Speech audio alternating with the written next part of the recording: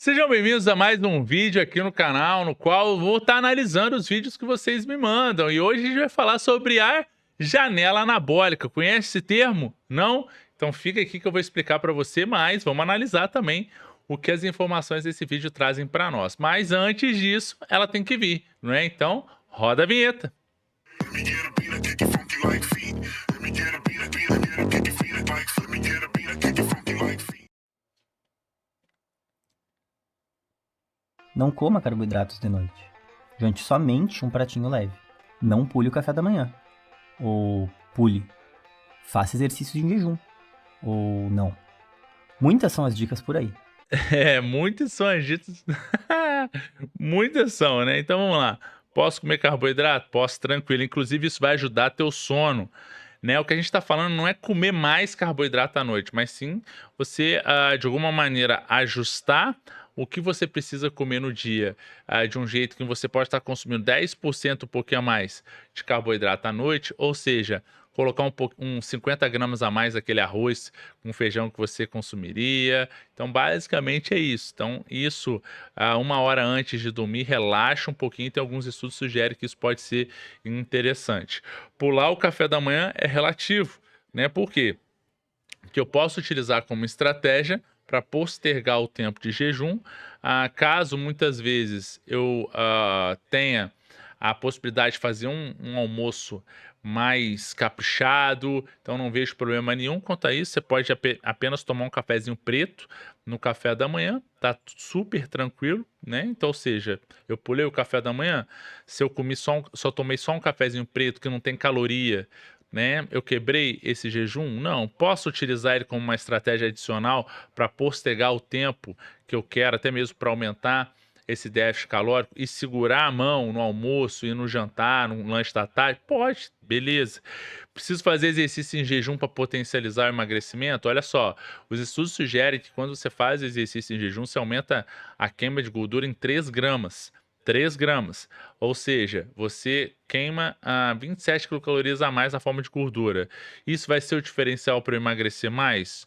Bom, a gente sabe que na fase 1 do emagrecimento, eu preciso de mais ou menos um déficit calórico de 7.700 quilocalorias para eu queimar 1 quilo de gordura. 7.700 quilocalorias dividido por 27 quilocalorias, que no caso seria o aumento das quilocalorias queimadas com exercício em jejum, daria necessariamente quantos treinos em jejum para que eu possa estar reduzindo 1 quilo de gordura? Vão dar aproximadamente 286 treinos. E aí, será que é uma estratégia vantajosa? Não valeria mais a pena eu aumentar um pouquinho o carbo, treinar melhor, aumentar o volume de treino? E se eu aumento o volume de treino, se eu treino melhor, eu gasto muito mais calorias e provavelmente vou emagrecer mais. Enfim, mas beleza, vamos continuar. E parece que o horário das nossas refeições e suplementos são determinantes para o nosso emagrecimento e desenvolvimento físico, não é mesmo? Por exemplo, quem Vamos aqui lá, sai ó, correndo as da academia? estratégias de timing. As estratégias de timing são importantes no emagrecimento? Relativo. Existem momentos do dia que a gente pode utilizar como o que a gente chama de efeito de segunda refeição. O que que é o efeito de segunda refeição? É uma primeira refeição que você coloca antes de uma segunda. Essa foi incrível essa, né? Mas beleza. Mas é num horário do dia que provavelmente esse indivíduo, nessa segunda refeição, iria comer muito. Então vou dar vou tentar colocar aqui de uma maneira mais prática e tátil, assim. A gente sabe que 19 a 20 horas é o momento do dia que o indivíduo tende a comer mais e sair da dieta. Então, o que que eu posso fazer como efeito de segunda refeição? Necessariamente umas 6 horas, 5 e meia, fazer uma refeição com maior saciedade. Então, colocar um pouco mais de fibras, colocar um pouco mais de vegetais, frutas, proteína.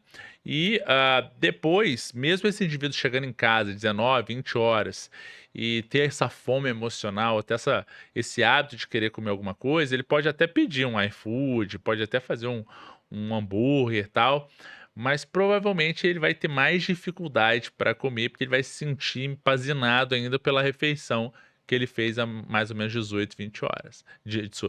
17, 30, 18 horas. Então, isso que a gente chama de efeito de segunda refeição, que é uma estratégia de timing, né? Ou seja, qual horário do dia talvez seja mais interessante. Acontece muito quando o indivíduo é convidado para ir para uma churrascaria, para um rodízio de pizza. O que, que nós nutricionistas poderíamos estar pedindo para ele? Ó, antes de sair de casa, bate um whey com banana. Faz uma vitaminazinha com água, 300 ml de água, banana e uma scoop de 20 gramas de whey protein. Ou seja, você já vai para a pizzaria com um pouquinho mais de saciedade por conta do whey e também da banana e provavelmente você vai comer menos. Então, sim, é basicamente isso que a gente está falando. Para tomar um shake de proteína o mais rápido possível, levanta a mão. Tudo isso tem a ver com algo chamado janela anabólica. Ah, beleza. Mas será que o tempo é um fator tão importante assim? E aí? E janela anabólica? O que é isso? Tudo bem, vamos começar. Ela também é conhecida como janela de oportunidade e é baseada na ideia que o corpo absorve os nutrientes de forma otimizada em uma janela de tempo de 15 a 60 minutos depois do exercício. Perfeito. Isso tudo tem a ver com a suposta relação entre tempo e nutrição, que o horário que você ingere determinado alimento ou nutriente vai otimizar o seu objetivo, saúde e desempenho. Mas... Ou seja, depois do exercício, presume-se que o corpo fica mais sensível a captar o nutriente, né? Presume-se que até 60 minutos é a hora que a gente tem maior aproveitamento. Bom, isso existe, tá? Isso existe, mas não é 60 minutos, é de 24 horas. 24 horas, sensacional, né? Então a janela anabólica, a janela da oportunidade, ela não é uma janela, é como se fosse um portal. Vamos colocar assim. Então você não precisa necessariamente depois do exercício ingerir proteína de rápida absorção e de alta digestibilidade, como é o caso do whey protein. Né? Não, quanto mais rápido, maior a entrega do aminoácido, mais você inibe o catabolismo, mais você gera massa muscular. Não, besteira, os estudos não mostram isso.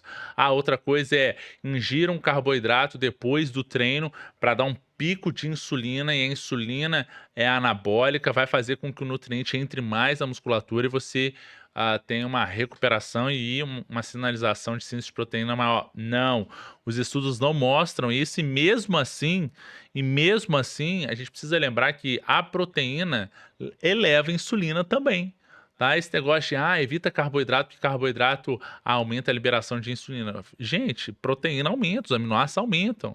Então não faz muito sentido esse tipo de discussão. Outra coisa importante, já para a gente já finalizar esse vídeo, né? Porque basicamente é o que você precisa saber. Fora disso, não vai ter muito sentido. Antes de dormir, você pode estar aumentando o consumo de proteínas, pode, até 40 gramas de proteína antes de dormir. Os estudos têm mostrado que isso pode ser um fator interessante para você melhorar um pouco a tua taxa de síntese de proteína e, consequentemente, hipertrofia. Quando a gente fala taxa de síntese de proteína, são em 24 horas como o teu corpo oscila entre anabolismo e catabolismo e como fica o balanço nitrogenado. O que é o balanço nitrogenado? São os nitrogênios vindos do aminoácido que são quebrados das proteínas que você ingere, tanto vegetais quanto animais. Você pode ter o mesmo ganho de massa muscular com as proteínas vegetais do que animais. Agora, o problema é que você precisa consumir muito mais vegetais e uma variabilidade muito grande também. De leguminosas, de oleaginosas, de grãos, de cereais, para juntar e fazer com que os aminoácidos fiquem completos, visto que a diversidade de aminoácidos em proteínas vegetais ela é menor do que as animais. Então, eu preciso de mais união entre essas plantas para que as proteínas fiquem mais completas, diferentemente da proteína de origem animal, que ela já é completa. Inclusive, a proteína mais completa que existe, maior valor biológico, é o whey protein, é a proteína do soro do leite, tá bem? Mas beleza, então vamos voltar aqui. 40 gramas antes de dormir já são sensacionais para isso. Só que no passado, acreditava-se que quanto menor for a digestibilidade dessa proteína, mais ela vai ser entregue aos pouquinhos e, consequentemente, melhor vai ser do ponto de vista de pulse, né? E de ganho de massa muscular ou redução do catabolismo. Então, uma das proteínas mais indicadas para isso era a caseína ou até mesmo a albumina. antes de dormir, mas hoje a gente sabe que não faz sentido isso. Tem um estudo clássico que mostra que a própria whey protein já é o suficiente para isso, então não há essa necessidade de quanto menos digerível, né, melhor antes de dormir para você aproveitar essa janela anabólica antes de dormir, né? Então não faz sentido isso aí. Então dentro da janela da oportunidade, da janela anabólica, né, depois do exercício, o que a gente precisa saber é basicamente isso. O que você pode fazer necessariamente é o quê?